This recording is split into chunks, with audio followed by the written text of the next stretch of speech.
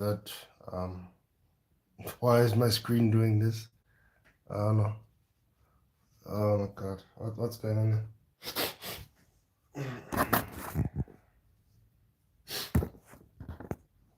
Okay. Yeah. I didn't know. I didn't really want to talk about anything else but my thing today. I don't want to talk about anything else but my but I don't want to talk about anything else but what I about. Uh, yeah, I don't want to talk about what I was gonna what I planned to talk about. But this thing, what the hell was that? What the hell was that? Um. Anyway, uh, I have videos coming out, but I can't. I don't want to talk about those videos, and I don't really. I didn't have anything else planned for today. But for the sake of consistency, um, I'm gonna go through my list. Yes, I have a list of films that I have to watch. Not really have to watch that I want to watch. Some of them I have to watch because I have to make reviews for those films. And yeah, man. Let me just go. Let me just go. Let me come back. I'll be right.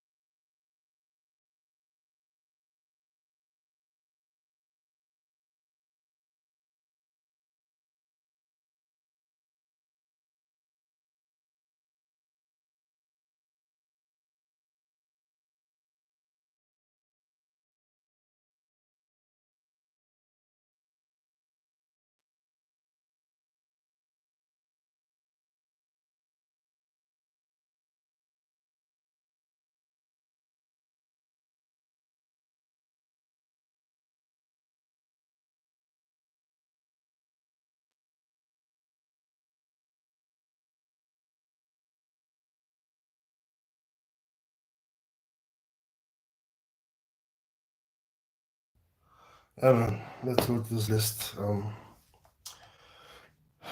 Yeah, this is my list, man. This is gonna be long, people. Okay, because I was scared for a second, and then yeah. Anyway.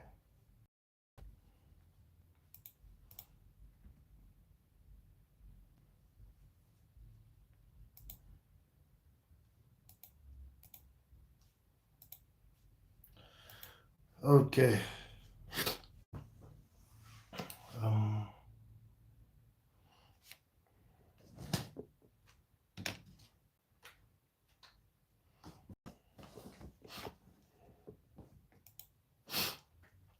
Currently watching right now is Extreme Job. It's it's for I'm watching that because there's this thing. I have a thing to do. Um. Uh. I'm doing a video about Korean. Um. How there's this film series in Korea, which I think is like the best action comedy films in the world. You know, I think they come close to all time. I hope it's not recency bias, but I think they're really good, man. They're ridiculously good. Though I haven't, but like, even though I say it's action comedy, they're more in the buddy cop genre for me, you know, because it's about policemen, and you know, yeah, that's what I class it as. So I'm actually watching Extreme Job right now, and yeah, yeah, man. You know, the thing is, I have so many movies that I haven't seen that I told myself I was gonna finish watching. That I'm gonna, and I probably said I was gonna do reviews for half of these, and I haven't got. I really just never got around to it, man. I'm not gonna lie. Man. Um, but yeah, at least I'm working on the thing. I'm trying to. I'm trying to move away from reviews and actually just start doing more evergreen type videos. So I know reviews are evergreen, but these videos, it's more like, you know, something bigger than just a review. It's like it's probably gonna be longer, probably 10 to 15 minutes. I'm gonna try to get it to like 23 minutes because that's like standard TV time. And yeah, I come from the TV world, so I kind of like that time, 23 minutes, 48 minutes. That's my steez, man. 45 minutes rather. That's what I like it. That's the sweet spot right there, man. So let's get into it, people. Um, yeah, this is gonna be long, long, long, long, long, long, long, long, long, long, long, long, long, long, long. Anyway, let's get it. The first one is 5 pounds of pressure, and some of these movies, like I've forgotten why I put them on my list to watch, and I just did. I just put them on the list, and there isn't much film news today. I'm not gonna lie. It's yeah, there really isn't much news today, man. Let's do this.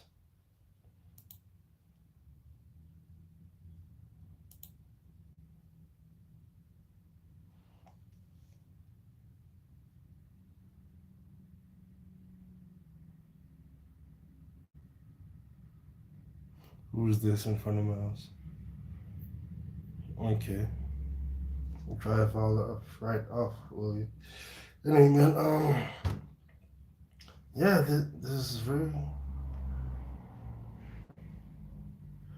Oh, okay. It says Hayao Miyazaki doesn't like Japan, which is crazy, man. Hayao Miyazaki, of course, the dude from Studio Ghibli. I don't know how you pronounce it.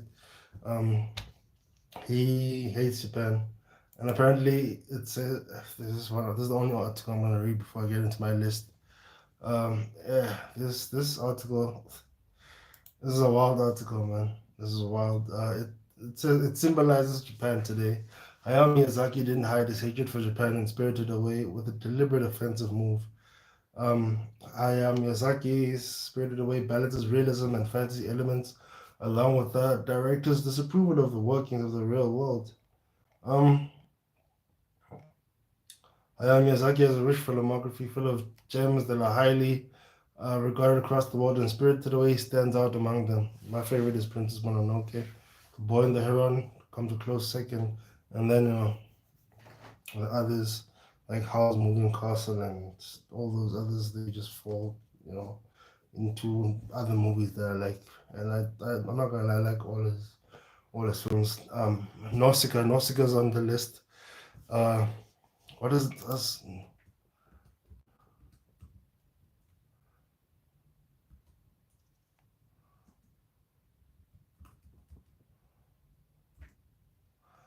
Yeah, man, Nausicaa. Was it his first film? I don't think it was his first film. Nausicaa of the Valley of the Wind, man. It just looks so good. And this is a preview of what I'm going to be doing for the rest of this so-called episode. Tabs back with another episode. This is what I'm doing. I'm gonna basically be giving you the movie's name, some information about it, and I'm gonna try and remember why I wanted to watch it in the first place. I don't know why I wanted to watch it, but yeah. This is just one of the movies that I'm gonna be doing, like gonna be watching, but going to be explaining why they're on my list. I'll just give you more information because they're on my list already.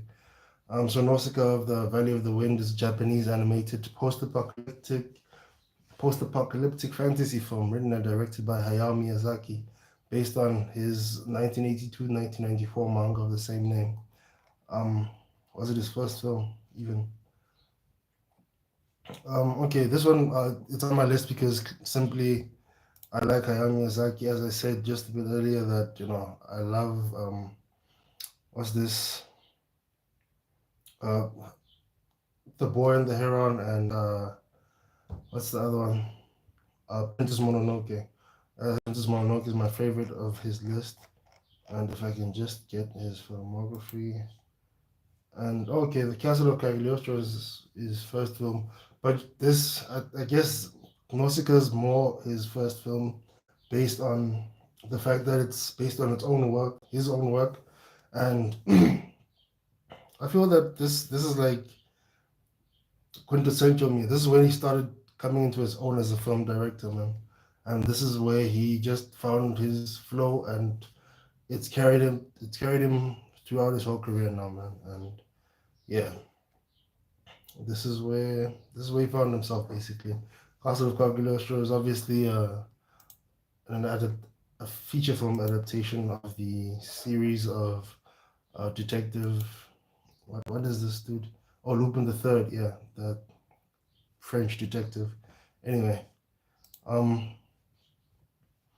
yeah, man. Let's get back to the list.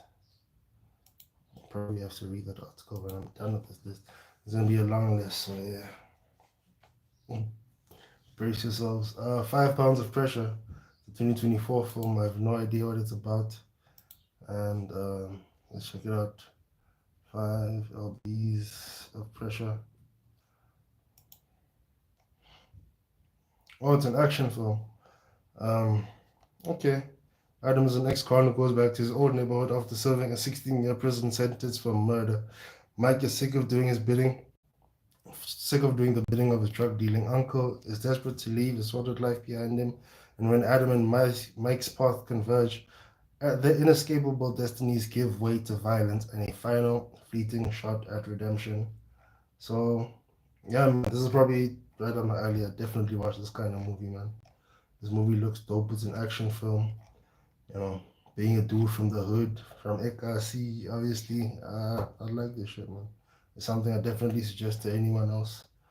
And yeah, because even the title, like 5 pounds, it sounds like a Will Smith movie that you wouldn't want to finish. Anyway, American Dream is next. What's this about?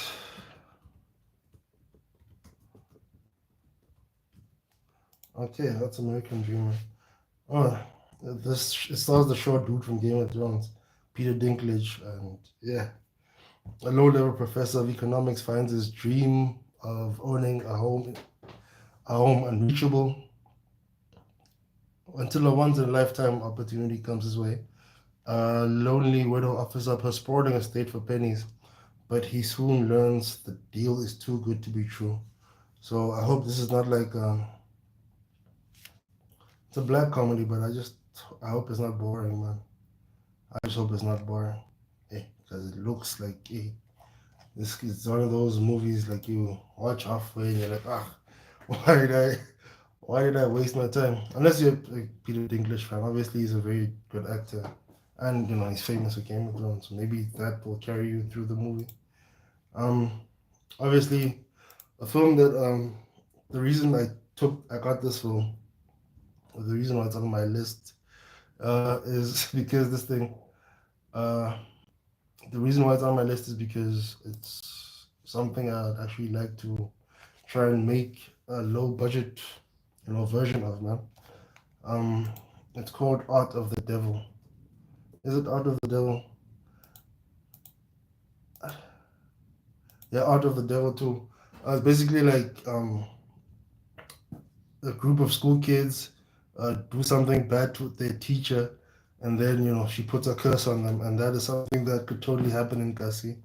But it's like maybe some delinquent kids, they don't like a very strict teacher, and then they feel they're gonna do something to this teacher, like burn his car or something, and he has something important to do that day, and it affects him very badly, and or like kind of ruins his life, or just something that affected him very badly. That there was something important that he had to do that he couldn't get to, and he feels that he's gonna put a curse on them to get revenge, and that is something that I think that's actually quite a good idea.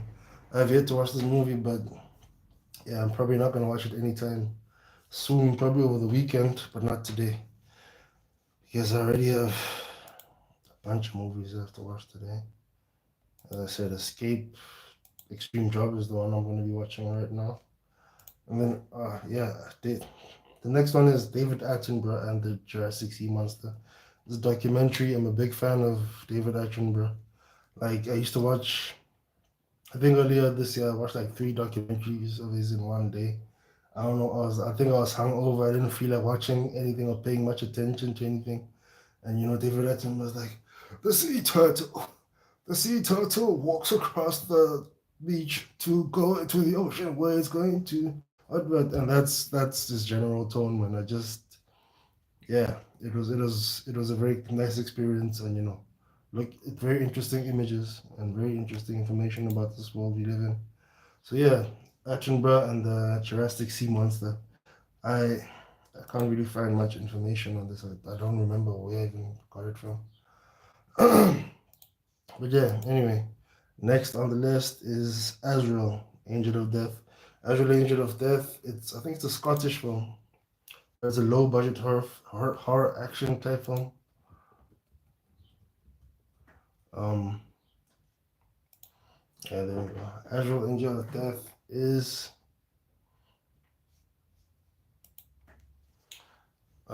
yeah, is it Scottish?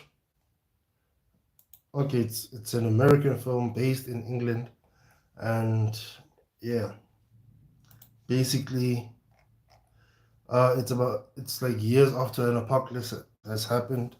A devout cult of mute zealots hunt down Azrael, a young woman who has escaped her own imprisonment. And the trailer doesn't give much away, but it looks like it's a very good action type film, action horror type film. Yeah, it is an action horror. It says yeah. Sorry about that. Yeah.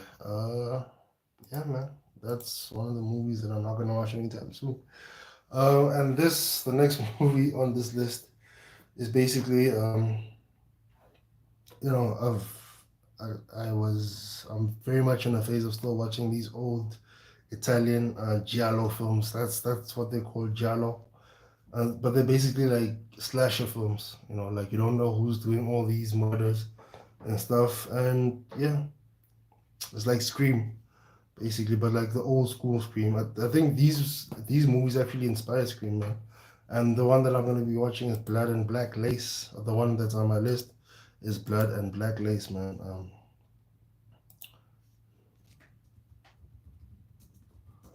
I think it's either directed by Dario Argento or Mario Bava, because those two they are like the guys when it comes to these genre films. Yeah, Blood and Black Lace is a 1964 film directed by Mario Bava.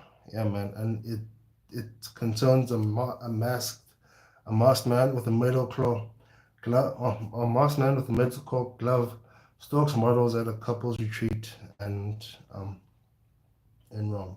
So yeah, that's what that's about, man. So I'm not gonna be watching that this week either.